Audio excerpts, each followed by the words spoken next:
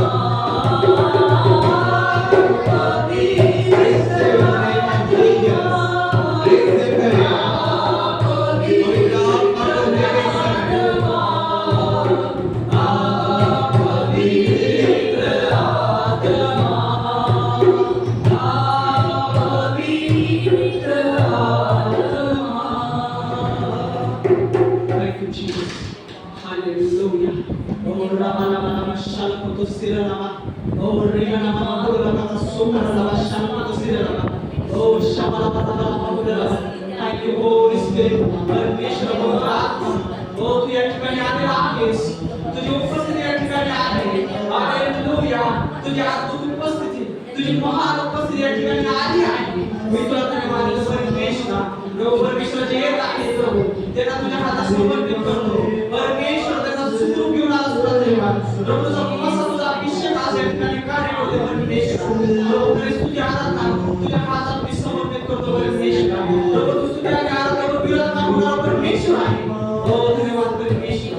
सर्व आदर सन्मान गौरव तुला देतो. प्रार्थना ईश्वर धन्यवाद देतो प्रभू. प्रार्थना येशूच्या नावात मागतो पिता. आमेन. Hallelujah. Praise the Lord. Hallelujah. पवित्र आत्माची महान उपस्थिती आपल्यामध्ये. आइए जोरदार टाळ्या परमेश्वरासाठी. Hallelujah. तर या परमेश्वराची महिमा करूया, त्याचा जय जयकार करूया. Hallelujah. क्योंकि जय जयकार की ध्वनि परमेश्वर के भवन में होती है. Hallelujah. Hallelujah. Praise the Lord. वचन ये कहता है कि जब वो जय जयकार की ध्वनि भवन में या परमेश्वर के लोगों के घर में होती है तो हर एक दुष्ट आत्मा, हर एक चीज क्या हो जाती है, निकल जाती है. हालेलुया. तो आज हम परमेश्वर की महिमा करेंगे, उसका जय जयकार करेंगे क्योंकि वो परमेश्वर हमारे बीच में है. ओ जय जयकार, जय जयकार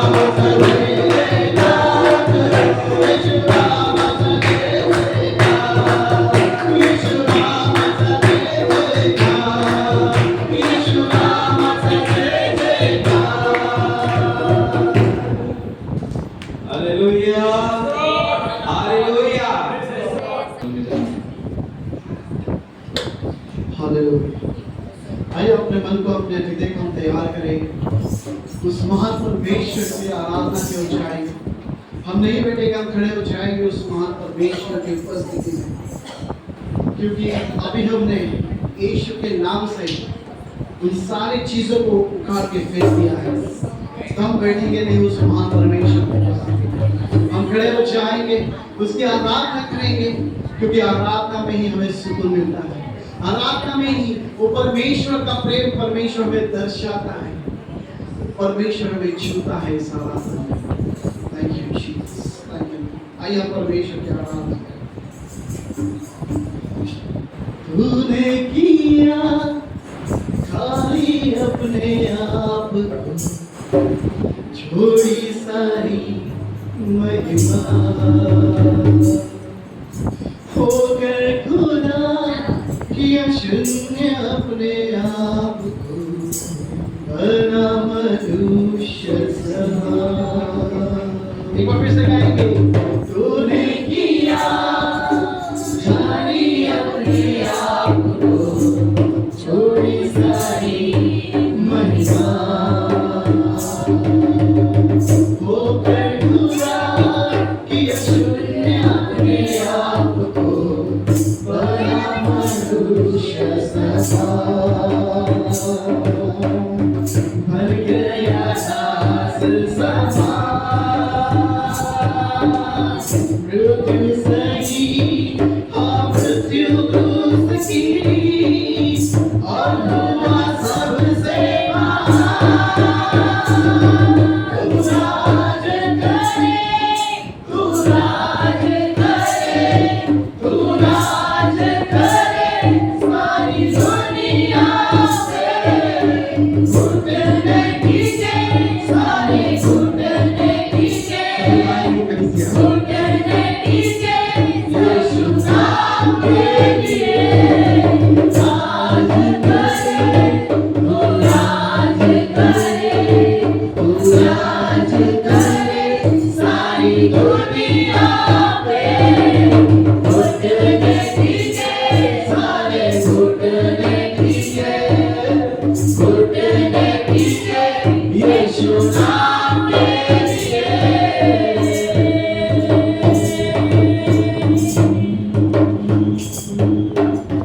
आसमानों में देखते तेरा सिंहासन, वरना कभी रहूँगा। महिमा से अब फैले तेरा शासन, कदमों पे सारा जहां। फिर कहेंगे आसमानों में स्थित तेरा सिंहासन, बड़ा कभी खुदा।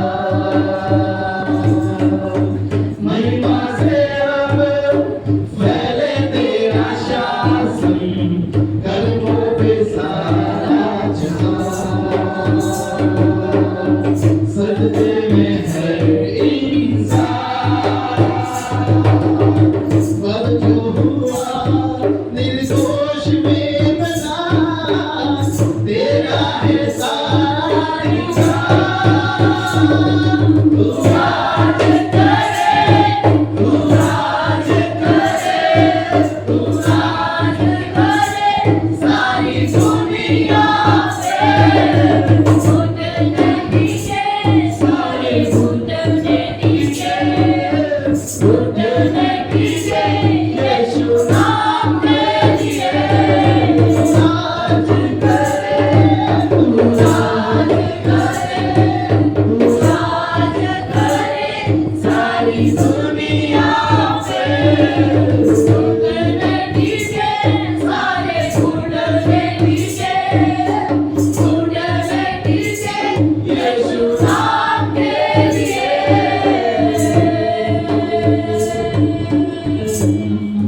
मेरे खुदा परमेश्वर, तू राज करे मेरे खुदा परमेश्वर। तू हमारे जीवन में, हमारे परिवार में, हमारे परिवार के हर एक क्षेत्र में प्रभु, हमारे नौकरी में, हमारे परमेश्वर बिजनेस में तू राज करे। हाँ प्रभु परमेश्वर, अपना प्रथम स्थान प्रभु हम आपके हाथों में सौंपते हैं। हम आपका अपना प्रथम स्थान मानते हैं मेरे राजा, और घुटने देखते रहे मेरे खुदा परमेश्वर। तू ही पराक्रमी खुदा है, तू ही परमेश्वर है जो हमारी चीजों को आशीर्वादित करता है। आइए एक बार फिर से हाथ उठाकर कहेंगे, परमेश्वर तू राज करे, तू राज करे, सारी दुनिया से घुटने टिके, सारे घुटने टिके, घुटने टिके यीशु नाम के लिए। तू राज करे, तू राज करे, तू राज करे, सारी दुनिया पे घुटने टिके, सारे घुटने टिके, घुटने टिके यीशु नाम के लिए।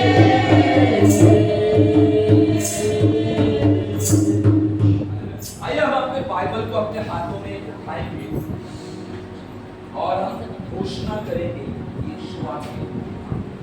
मैं यीशु के नाम से घोषणा करता हूँ, यह मेरी बाइबल है, मैं परमेश्वर के वचन पर विश्वास करता हूँ। परमेश्वर ने वचन में मेरे लिए जो कहा है इसके अनुसार मैं बन रहा, मैं फलवंत हूँ, मैं आशीषित। आज का वचन मेरे लिए यीशु के नाम में। आमीन। प्रभु की स्तुति हो, प्रभु की प्रशंसा हो। आइए हम निकालेंगे इस वक्त लूका का पहला अध्याय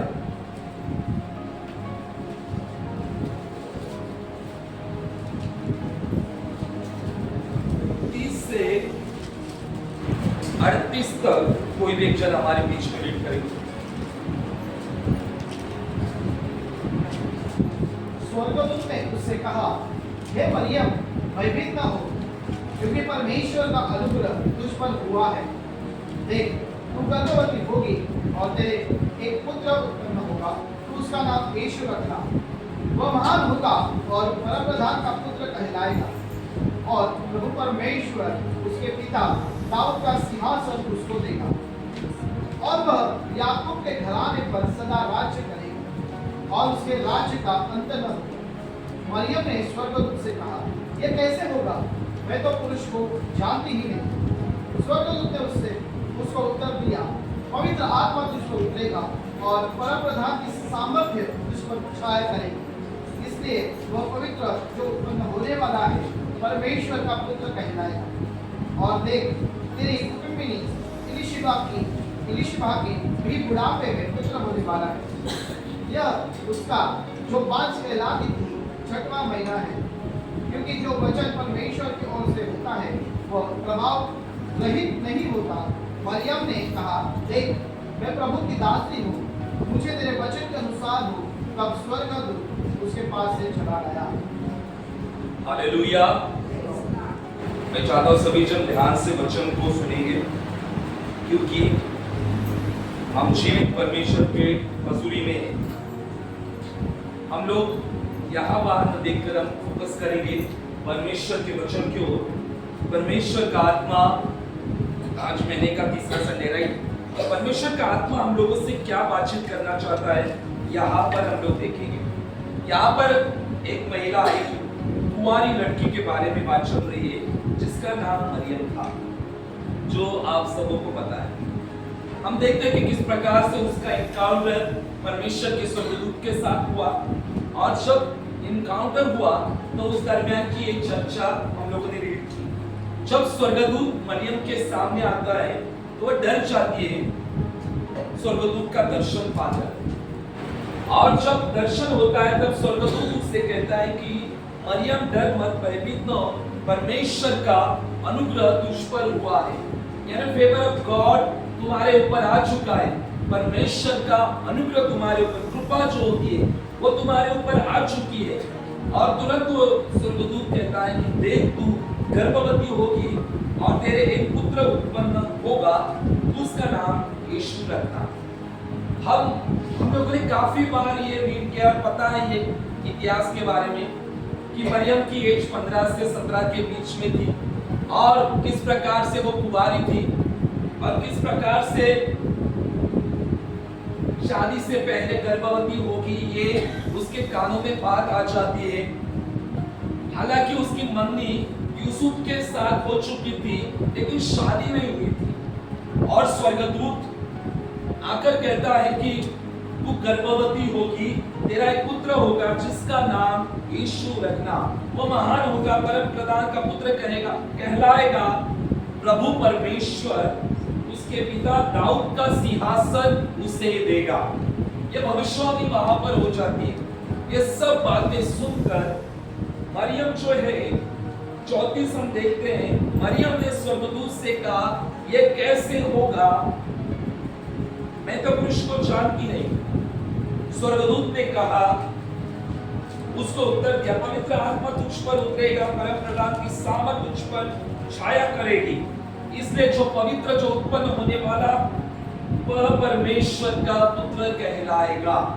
उसको ये बात कौन कहता है? स्वर्गदूत का नाम क्या था? गैब्रियल। हालेलुया। इंग्लिश में सिब्राइल। हालेलुया। कि वो कहता है कि पवित्र आत्मा तुझ पर उतरेगा और जो पुत्र उत्पन्न होगा वह परम प्रधान परमेश्वर का पुत्र कहलाएगा। हालेलुया। 37वें वचन में 37 में वो कहती है कि जो वचन परमेश्वर की ओर से होता है वो प्रभाव रहित नहीं होता। वो कहता है, मरियम ने फिर कहा, मरियम उसको उत्तर देती है। मरियम का प्रत्युत्तर क्या था? What was Maryam's answer? Maryam का उत्तर क्या था? देख, मैं प्रभु की दासी हूँ। हालेलुया। मरियम ने एक जवाब दिया, वहां पर उत्तर दिया स्वर्गदूत को और कहा कि देख, मैं प्रभु की दासी, मुझे तेरे वचन के अनुसार हो। मेरे जीवन में जो भी हो वो परमेश्वर के वचन के अनुसार हो, ऐसा कहकर वो वहां पर कहती है और स्वर्गदूत वहां से चला जाता है। यहाँ पर हम देखते हैं कि किस प्रकार से मरियम और गैब्रियल के बीच की चर्चा हुई, किस प्रकार से यीशु के आने की बात वहां पर प्रकट हो चुकी थी। हालेलुया। मरियम जो कुंवारी थी और शादी के पहले संतान जो होगा इससे वह डर चुकी थी और वह स्वर्गदूत से एक सवाल करती है कि ये कैसे होगा। हालेलुया। बहुत कुछ बातें हमें मरियम से सीखनी है। हालेलुया। एक विश्वासी होने के नाते एज अ बिलीवर हमें मरियम से बहुत कुछ बातें सीखनी है। हालेलुया। और हम सीख सकते हैं। मरियम की एज तो 15 से 17-18 साल के बीच में थी, लेकिन वो प्रभु के लिए बहुत समर्पित लड़की थी। हालेलुया। बहुत समर्पित लड़की थी। यहाँ पर 15 से, मैंने लास्ट बार भी पूछा था, 15 से 18 के बीच में कोई लड़की है या लड़का है? 15 से 18। हालेलुया।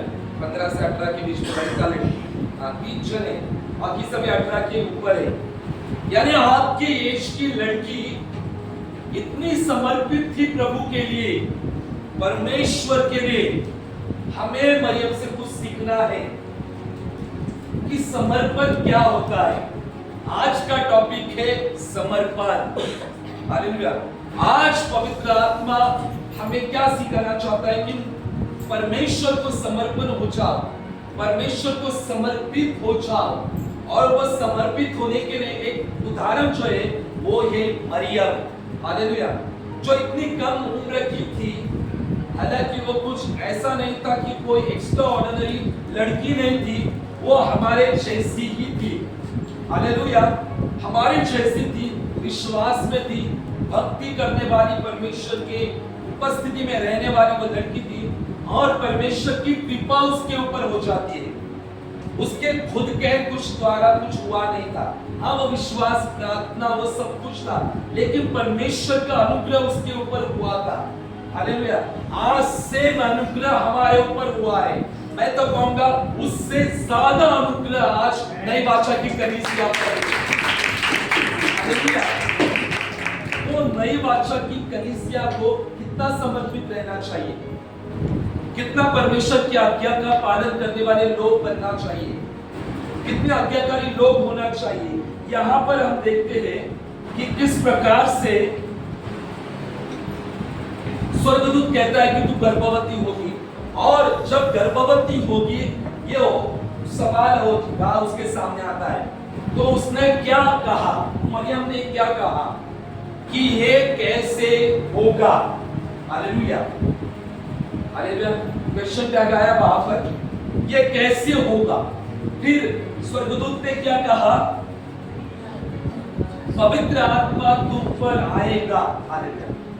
मरियम ने एक संदेह नहीं किया था, एक नेचुरली वहां पर क्वेश्चन टैग दिया था कि ये कैसे होगा, मैं पुरुष को जानती नहीं। स्वर्गदूत ने उत्तर दिया, पवित्र आत्मा तुझ पर उतरेगा। हालेलुया।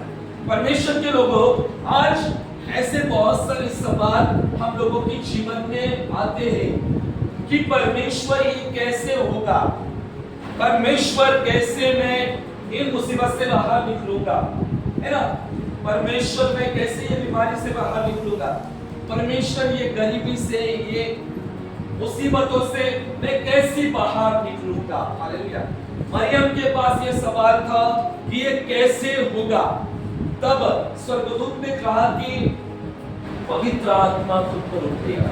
हालेलुया। आज हमारे जीवन में भी बहुत सारे सवाल हैं, है ना, है कि नहीं। हम भी सवालों में से होकर जाते हैं कि प्रभु क्यों नहीं मेरा बेटा बदल रहा, प्रभु क्यों नहीं मेरा परिवार में काम हो रहे, प्रभु मेरे परिवार के लोग क्यों नहीं बदल रहे, प्रभु मेरे नौकरी में बरकत आशीष क्यों नहीं है, बिजनेस में उन्नति क्यों नहीं है। ऐसे बहुत सारे सवाल है ना।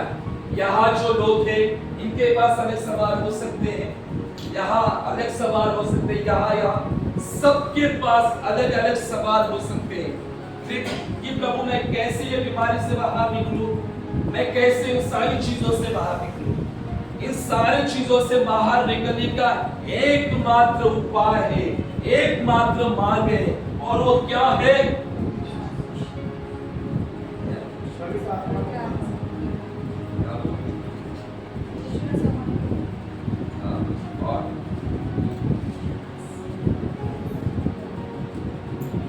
ये कैसे होगा, मेरा खर्चा कैसे नील होगा, मेरे घर वाले कैसे प्रभु में आएंगे।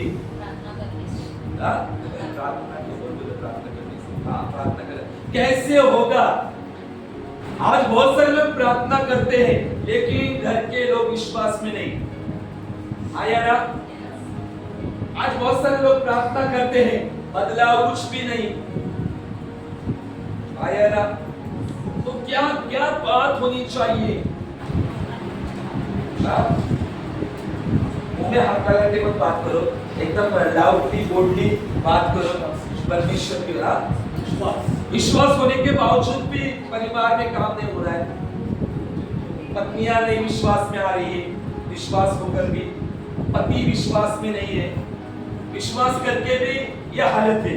तो क्या करना होगा। सबसे बड़ा जो जवाब है वो है पवित्र आत्मा। हालेलुया। जब पवित्र आत्मा उतरेगा तब सब कुछ बदल जाएगा, सब कुछ चेंज होगा। और आपको ये भी कहता हूं कि आप पवित्र आत्मा उतरा उतरा उतरा ये बोलना भी हमें बंद करना है। पवित्र आत्मा ऑलरेडी उतर चुका है, पवित्र आत्मा ऑलरेडी हमारे पास आ चुका है। वो सब लोग ये सोचते कि पवित्र आत्मा ऊपर है, नहीं, लेकिन पवित्र आत्मा 2400 घंटों के लिए मनुष्य जाति को मिल चुका है। ये पृथ्वी पर पवित्र आत्मा का घर कोई बंगला और कोई विला नहीं है। इस धरती पर पवित्र आत्मा का घर आप और मैं है। Hallelujah. We are a temple of Holy Spirit। हम पवित्र आत्मा का मंदिर है, हम पवित्र आत्मा का घर है, हम पवित्र आत्मा का निवास स्थान है। पवित्र आत्मा हम में रहता है। मरियम ने कहा कैसे होगा, तब स्वर्गदूत ने कहा पवित्र आत्मा जब उतरेगा। पवित्र आत्मा ने मरियम के गर्भ में यीशु को तैयार किया। याद रखो, पवित्र आत्मा ने तैयार किया मसीह को गर्भ में। बच्चे को जो 2-3 महीने 1 महीने के बच्चों को क्या बोलते हैं? और हिंदी में मराठी में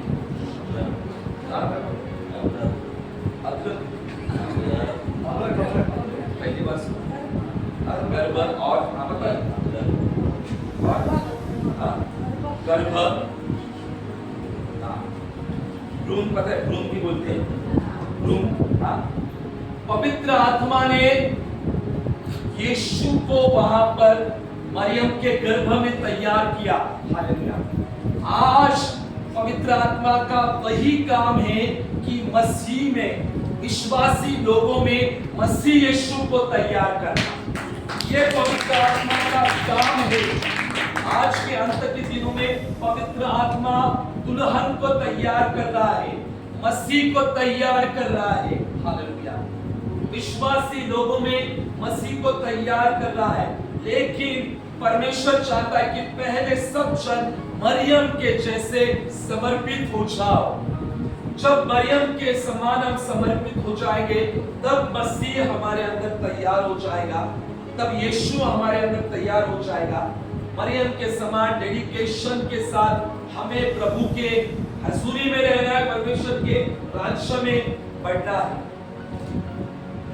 मरियम ने इजाजत दी यीशु को अपने गर्भ में धारण करने की।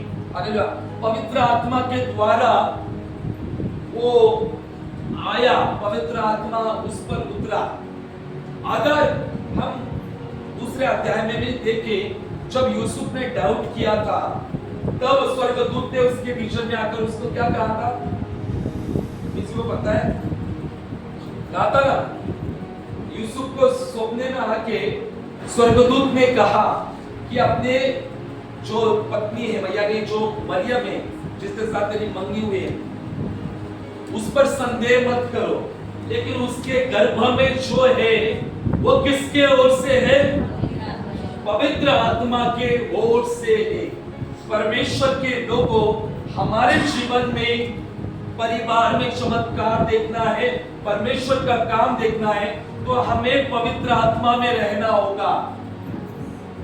पवित्र आत्मा को हमें सीमित नहीं करना है, पवित्र आत्मा को हमें बॉक्स में नहीं रखना है, पवित्र आत्मा को काम करने देना है, पवित्र आत्मा में रहना है, पवित्र आत्मा में चलना है। मसीहत यह नहीं कि केवल संडे के 3 घंटे चर्च में जाओ और स्तुति आराधना और वचन सुनो। मसीहत है कि 7 जो दिन है वो पवित्र आत्मा में हमें रहना है, पवित्र आत्मा की उपस्थिति में रहना है। 24 घंटे हमें परमेश्वर के उपस्थिति में रहना है, पवित्र आत्मा में रहना है। हम बस में हो, हम ट्रेन में, हम घर में हो, कि किसी स्थान में भी हम हो, हमें पवित्र आत्मा में रहना है, पवित्र आत्मा में चलना है। हालेलुया। यीशु ने यूहन्ना 7:37 और 38 में पर्व के समय खड़े होकर क्या कहा था कि जो उसके पहले एक और लाइन रीड करेंगे जोर से। पवित्र आत्मा के आप से करेंगे। आप बता सकते सही हो गलत हो, एटलीस्ट बोलो। 37वां वचन रीड करो जोर से।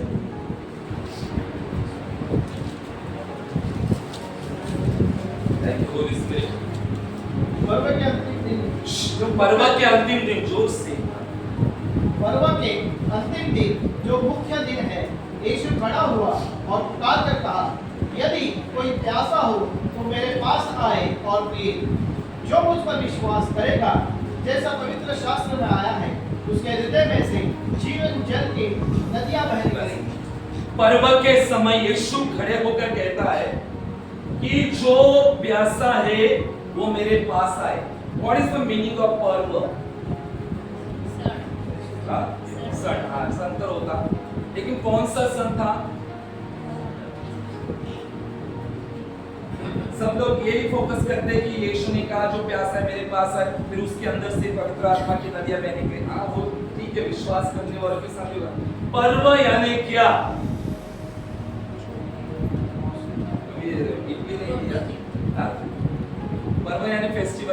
सिस्टर ने कहा बराबर का सर नहीं था। अभी तो ब्लैक बोर्ड नहीं है, इस ब्लैक बोर्ड की वजह से बहुत बातें सिखाने नहीं मिलती।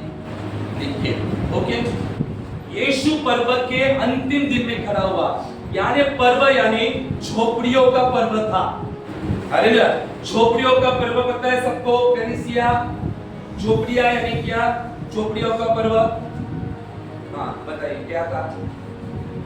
झोपड़ियों का सन था, फेस्टिवल था, उत्सव था।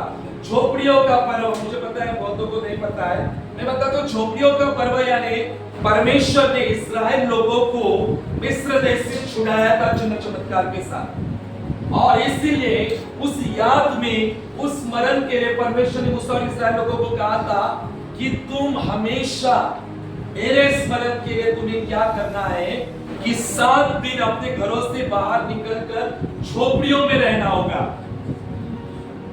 7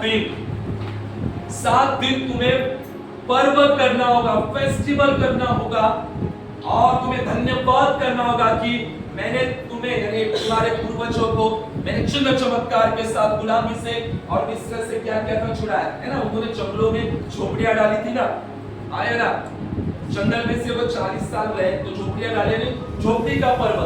तो यहूदी लोग फिर इस्राएल में ऐसा था, 7 दिन वो उन लोगों को उत्सव मनाना था। 7 दिन इतना उत्सव करना था उनको कि सब प्रकार का खाना, सब प्रकार का हम लोग भोज कह सकते हैं, झोपड़ियों में जो जो होता था सब कुछ उन्हें उत्सव करना था 7 दिन। और 6 दिन हो गए थे, अंतिम दिन है ना, हाँ, उन्होंने 6 दिन पूरा सेलिब्रेशन किया था। सब कुछ सेलिब्रेशन करने के बाद 7वें दिन यीशु कहता है कि क्या कहता है? जो मुख्य दिन है, यीशु खड़ा हुआ और उठाकर कहा, यदि कोई प्यासा हो। बस 6 दिन उन लोगों ने वो सेलिब्रेशन किया था, खाया था, पिया था, सब कुछ। लेकिन 7वें दिन जो लास्ट दिन था, यीशु क्या कहता है? प्यासा हो।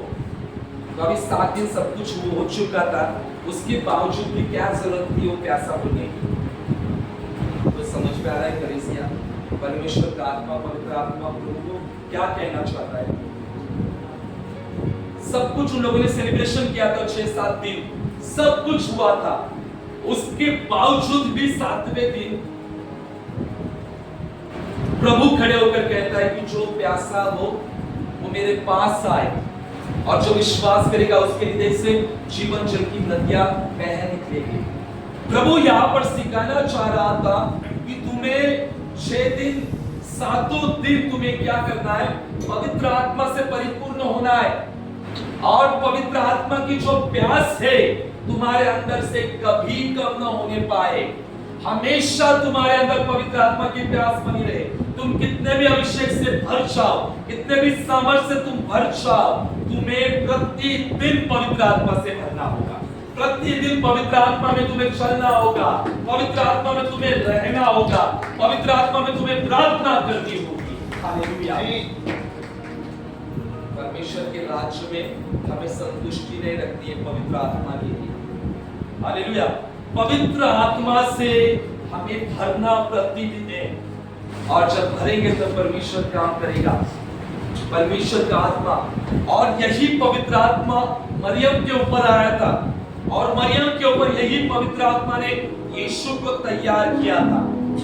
और जब पवित्र आत्मा तुम पर उतरेगा, ये वाणी उसके कानों में आ जाती है, तब वो कहती है, देख मैं प्रभु की दासी, मुझे तेरे वचन के अनुसार। इतनी परिपक्व लड़की हम कह सकते हैं यहाँ पर कि जो प्रभु के लिए समर्पित हो गई। क्या आज यहाँ पर ऐसी लड़कियां मिलेगी हमारे कलीसिया में? प्रभु के लिए संसारिक बातें त्यागूंगी, प्रभु के लिए मैं सब कुछ त्यागूंगी, संसार की बातें त्यागूंगी, और प्रभु के लिए मैं समर्पित हो जाऊंगी। ऐसा कोई मिलेगा प्रभु को आज की डेट में? आज की डेट में प्रभु को त्यागने के लिए तैयार है, प्रभु की इच्छा को त्यागने के लिए तैयार है, प्रभु की बुलाहट का भी कुछ पड़ा नहीं है। आज के जवानों को कुछ बुलाहट का पड़ा नहीं है। प्रभु की बुलाहट मेरे ऊपर क्या है वो मायने नहीं रखती, लेकिन मुझे संसार चाहिए, मुझे संसारिक बातें चाहिए, संसार का प्लेजर चाहिए। शैतान भरमा रहा है, फंसा रहा है। हालेलुया। लेकिन मरियम ने मसीह को धारण करके निंदा को भी उसने धारण किया। हालेलुया। तो हम जब मसीह को धारण करते हैं तो हमारी निंदा भी होती है। हालेलुया। तो मसीह में बढ़ना है, क्रूस को उठाना है, तो निंदा को भी उठाना होगा। हालेलुया। मरियम ने परवाह नहीं की, निंदा की, उसने मसीह के लिए निंदा को भी सहा। लोगों ने ताना मारा होगा, बहुत कुछ बातें कही होगी उल्टी, लेकिन उसने उसको मायने नहीं किया, उसने मैटर नहीं किया।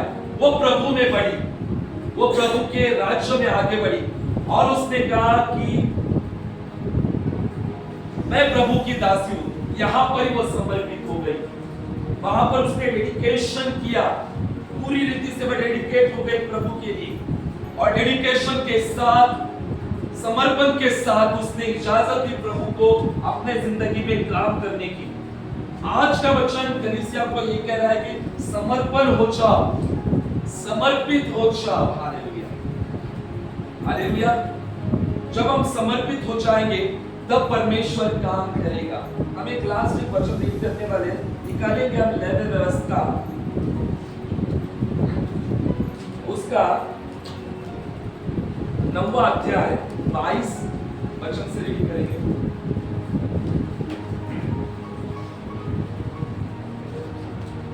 9वां अध्याय लेवी व्यवस्था निर्गमन के बाद में आ जाता है, राइट, गणना के बाद में। तब हारून ने लोगों की ओर हाथ बढ़ाकर उन्हें आशीर्वाद दिया और पाप बलि, होम बलि और मेल बलियों को चढ़ाकर वह नीचे उतर आया। तब मूसा और हारून मिलाप वाले तंबू में गए और निकलकर लोगों को आशीर्वाद दिया। तब यहोवा का तेज सारी जनता को दिखाई दिया और यहोवा के सामने से आग निकली और चर्बी सहित होम बलि की वेदी पर भस्म कर दिया। इसे देखकर जनता ने जय जयकार का नारा लगाया और अपने मुंह के बल गिरकर दंडवत किया। एक और जस्ट वचन रीड करेंगे, लेवी व्यवस्था पहला अध्याय, उसका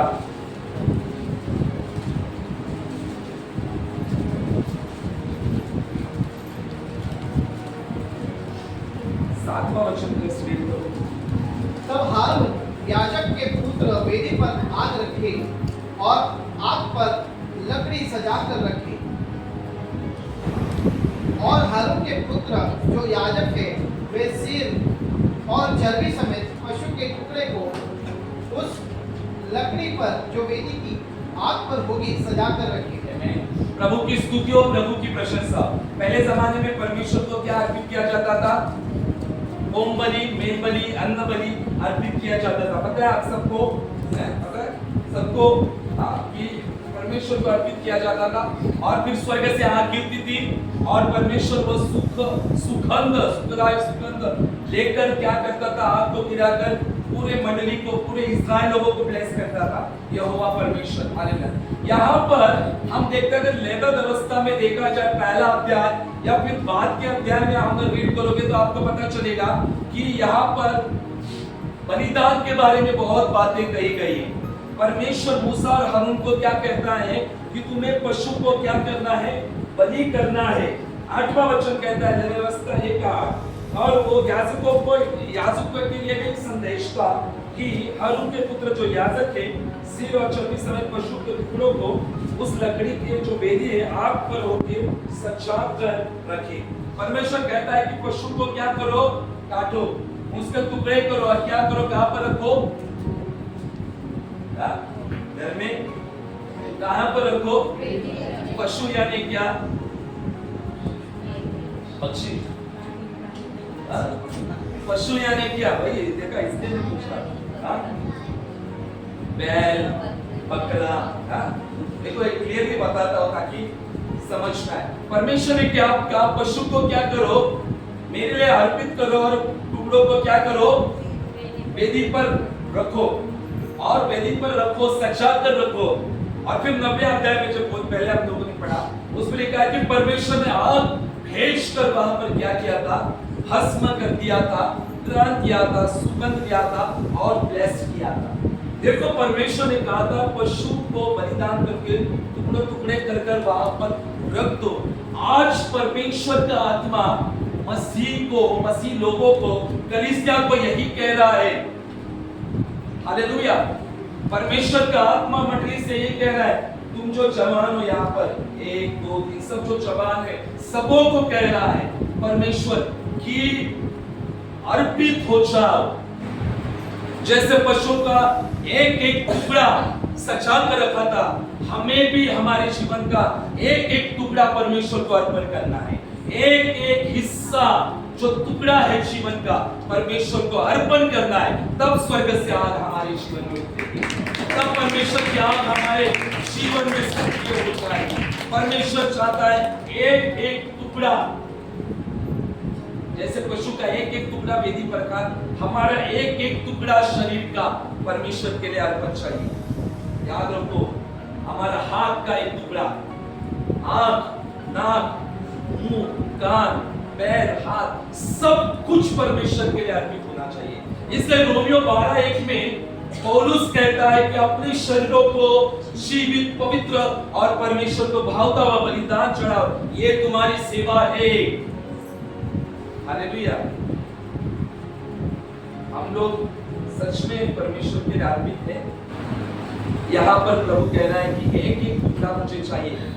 मुझे तुम्हारे जीवन का सिर्फ 10% नहीं चाहिए, 20% नहीं चाहिए, 30%, संपूर्ण तुम्हारा जीवन मुझे चाहिए। बोल तुम्हारी लाइफ मुझे चाहिए। एक एक टुकड़ा, देखो यहाँ पर लेवे व्यवस्था में लिखा है एक एक टुकड़ा वेदी पर रखो। रोमियो 6:13 में लिखा है कि हमारे शरीर का जो अवयव है, अंग है, परमेश्वर के हथियार करके हमें सौंपना है परमेश्वर को। धर्म के हथियार, परमेश्वर के हथियार कर हमारे शरीर का एक एक टुकड़ा परमेश्वर को अर्पण होना चाहिए। ये परमेश्वर चाहता है, तब आग गिरेगी। आज आग क्यों नहीं गिर रही है? क्योंकि हमारी नींद से हम बाहर नहीं निकल रहे हैं।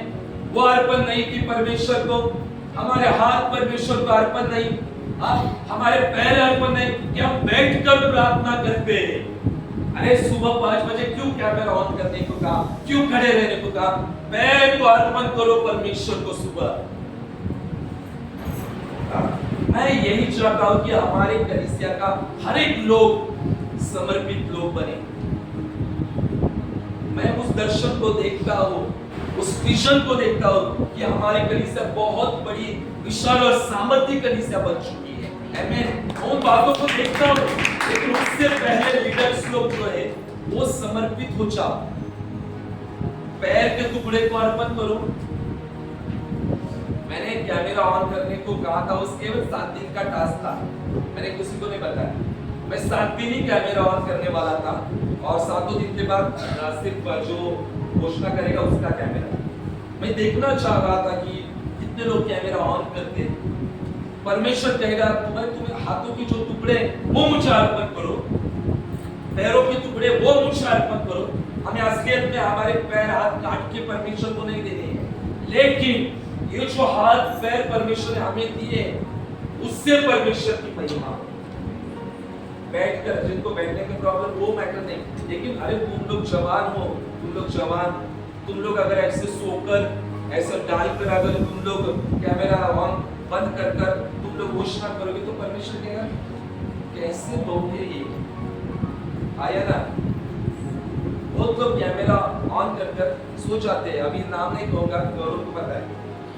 अभी कल ऐसा हुआ था, परसों आई थी, कल 7 बजे तक एक ऑनलाइन था।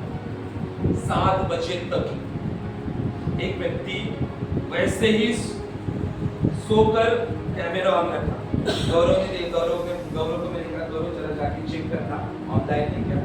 6:15 बजे 6:30 बजे गौरव का ऑनलाइन अभी की। हालेलुया। हम परमेश्वर के लिए समर्पित थे क्या? कल से कैमरे ऑफ रहेंगे। कुछ सविजन आराधक पे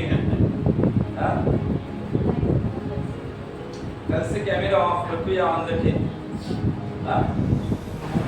जो प्रभु के लिए डेडिकेट है ना, ऑफ ही रखना है, लेकिन क्वायर टीम ऑन रखो, क्योंकि तुम लोग को वेदी पर खड़े होना है। तुम लोग आराम से नीचे बैठकर, पीछे वो लगाकर एकदम आराम से एकदम ऐसा, ये टुकड़े परमेश्वर कभी नहीं लेगा। अगर आप देखनी है, एक एक टुकड़ा परमेश्वर को अर्पण करना चाहिए, एक एक हमारे जीवन का, तब हाथ हिलेगी, तब परमेश्वर काम करेगा, तब पवित्र आत्मा की जो आग है हमारे जीवन में उतरेगी। समर्पित हो जाओ परमेश्वर के काम के लिए, परमेश्वर के लिए, जैसे मरियम ने अपने आप को समर्पित किया। और आगे हम देखते कि किस प्रकार से उसने मसीह को आने के लिए मार्ग तैयार किया। हालेलुया। अगर वहां पर मरियम ने ना कहा होता तो हम देखते हैं कि परमेश्वर की योजना में वहां पर बहुत सारा रुकावट आते, लेकिन परमेश्वर अपनी तो योजना पूरा करता। हालेलुया। लेकिन मरियम ने परमेश्वर को हाँ कहा। हालेलुया। आज से आप भी प्रभु को कहो, प्रभु में समर्पित होता हूं। अभी भी आपके जीवन के कुछ ऐसे हिस्से हैं जो डेडिकेटेड नहीं है प्रभु के लिए। सोचो जरा 10-15 सेकंड के लिए, कौन सा ऐसा टुकड़ा है मेरे जीवन का जो अभी भी परमेश्वर को मैंने दिया नहीं। हालेलुया। वो मैं सबको पूछूंगा, अभी भी दिया नहीं वो टुकड़ा। पूछो, एक एक टुकड़ा जो अभी तक मैंने दिया नहीं। मे भी बहुत ऐसे हो सकते हैं जिन्होंने कुछ भी दिया नहीं,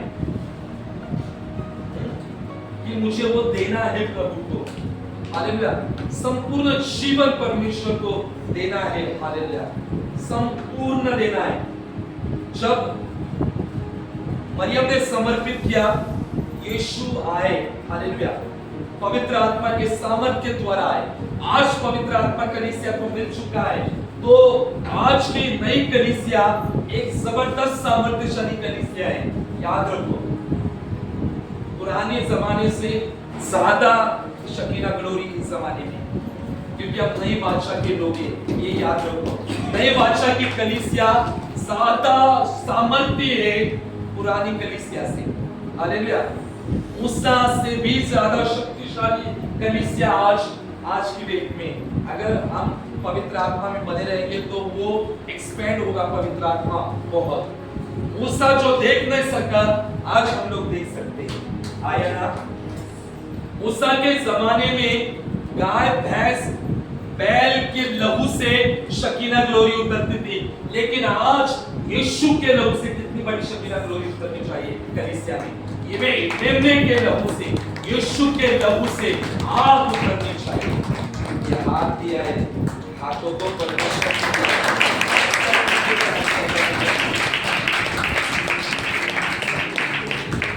ये टुकड़ा है ना, इसीलिए कहा जाता है वेदी पर लेव्य अवस्था में।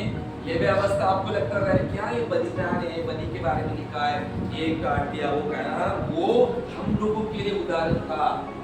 आज की कलीसिया के लिए एक एक टुकड़ा, हाथ का टुकड़ा परमेश्वर को दो। हाथ हिलाओ परमेश्वर के लिए। हालेलुया।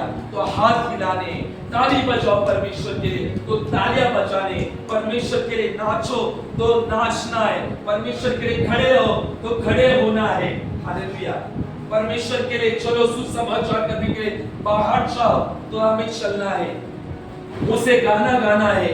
ये एक एक टुकड़ा परमेश्वर को हमें क्या करना है? अर्पण करना है, समर्पित करना है। हमारे जीवन का हर एक जो हिस्सा है वो परमेश्वर को अर्पित करो। आज डिसाइड करो कि प्रभु मैं मेरे जीवन का एक एक टुकड़ा, एक एक जो है प्रभु मैं तुझे अर्पित करता हूं। आज मैं आपको 30 सेकंड देता हूं, अपने आंखों को बंद करो और पवित्र आत्मा को कहो कि कौन सा ऐसा टुकड़ा है प्रभु जो अभी तक मैंने दिया नहीं। 1 2 3 स्टेप।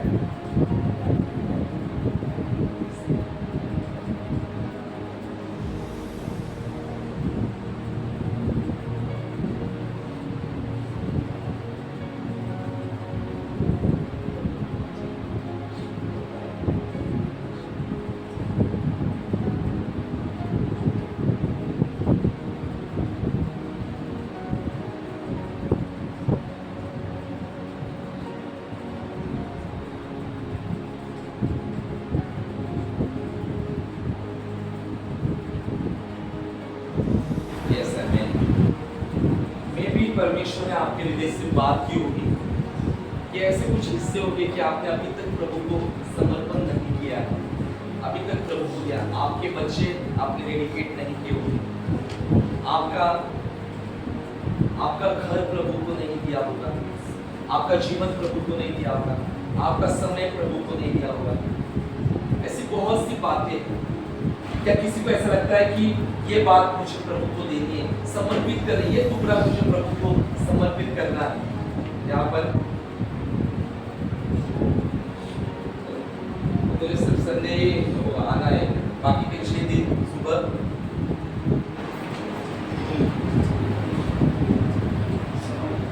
समय और बताइए समाचार और क्या समर्पित करना है हमें प्रभु को? पीछे आगे उपवास समर्पित करना है, ओके, और जीवन और धन्यवाद पूरा जीवन ही समर्पित करना है। और वो तो जीवन बोल दिया, लेकिन मैंने कहा कुछ ऐसे एरियाज हैं आज प्रभु को सौंप दो। प्रभु बहुत दिलचस्पी रखता है आपके संपूर्ण जीवन के, जैसे समय है, नौकरी है, बिजनेस है, बच्चे हैं, परिवार है, प्रार्थना का जीवन है, सब कुछ प्रभु को समर्पित करो, डेडिकेशन के साथ प्रभु को दो, और परमेश्वर ऐसा उठाएगा, ऐसा फलवंत करेगा, आशीष करेगा कि हम सोच भी नहीं सकते। परमेश्वर इतना महान तरीके के साथ परमेश्वर काम करेगा। आज मरियम से मैंने शॉर्ट में जो बातें कही वो सभी अपनाओ, जितने यूथ है, जितने क्वायर टीम है, जितने वॉरियर्स लोग हैं, जितने और भी लीडर्स लोग हैं, कम्युनिटी मेंबर्स के लोग जो है, सीरियस हो जाओ परमेश्वर के लिए, बहुत सीरियस हो जाओ। ये जो सुबह की प्रार्थना है, ये जो माउंटेन प्रार्थना, ये जो बाकी की प्रार्थना है, ऐसे ही नहीं, ये प्रभु की ओर से आ चुकी है, इसके लिए तैयार हो जाए। कहते हैं ना, परमेश्वर सब कुछ देखता है, हमारा आना भी और हमारा जाना, इवन हम कलीसिया में कैसे आ रहे हैं, क्या सोचते आ रहे हैं, वो भी परमेश्वर चाहता है। कलीसिया से बाहर निकलते हम लोग क्या बात करते, वो भी परमेश्वर सब कुछ जानता है। हालेलुया। परमेश्वर ने समर्पण दिया हमें कलीसिया को, परमेश्वर ने कलीसिया हमें दिए। जैसे हम लोगों ने फ्राइडे को कहा, फ्राइडे को भी यही टॉपिक था कि समर्पित हो जाओ परमेश्वर के लिए, परमेश्वर के लिए, कलीसिया के लिए, परमेश्वर के कामों के लिए। आपकी जिम्मेदारी है कि सुसमाचार देना, आपकी जिम्मेदारी है कि लोगों को यीशु के बारे में बताना है। हालेलुया। आप नीतिवचन 11 में लिखा गया है, मैं भी 11 में लिखा है कि सीधे लोगों के आशीर्वाद से नगर की बढ़ती होती है। आप जहां पर भी जाओगे, रोड पर जाओगे, ब्लेस करते जाओ लोगों को, वो बिलीवर हो या न हो, तो प्रभु मैं इस एरिया को ब्लेस करता हूं यीशु के नाम से। आपके मुंह से निकला गया शब्द वहां पर रिवाइवल लेकर आएगा, वहां जागरूक लेकर आएगा। नीतिवचन 11 में लिखा है क्लियरली, सीधे लोगों के आशीर्वाद से, यानी हमारे मुंह के ब्लेसिंग से लोग नगर की बढ़ती होगी। आप जाओ, रोड पर जाओ, वहां पर दो खड़े होकर प्रभु मैं इन लोगों को ब्लेस करती हूँ, जरूर ने हाथों को ऊंचा करना है, ब्लेस करता हूँ, मन में तो प्रभु मैं इनको ब्लेस करता हूँ यीशु के नाम से। मुंह से निकले हुए शब्द वहां पर ब्लेसिंग लेकर आएंगे। फिर आप कहीं ट्रेन पर हो, कहीं बस में हो, हॉस्पिटल में हो या नौकरी में, जॉब में हो, वहां पर हाथों को ऊंचा करो और कहो कि प्रभु मैं ब्लेस करता हूँ, प्रभु मैं इन लोगों को ब्लेस करता हूँ, इन लोगों को तेरे राज्य में परमेश्वर मैं बुलाता हूँ यीशु के नाम से। आपके मुंह से निकले हुए शब्द वहां पर काम करेंगे, परमेश्वर वहां पर बढ़ोतरी लेकर आएगा, परमेश्वर रिवाइवल लेकर आएगा, परमेश्वर का राज मुंबई महाराष्ट्र में आएगा और परमेश्वर बहुत ब्लेस करेगा। आज निर्णय ले, समर्पण दे कि मैं आज से सुसमाचार भी बताऊंगा। हालेलुया। मैं बाहर जब जाऊंगा तो सुसमाचार भी बताऊंगा, लोगों के यीशु के बारे में बताऊंगा, लोगों को कलीसिया के बारे में बताऊंगा, और निश्चय परमेश्वर हमें बहुत बहुत आशीष करेगा। आइए जोरदार तालियों के साथ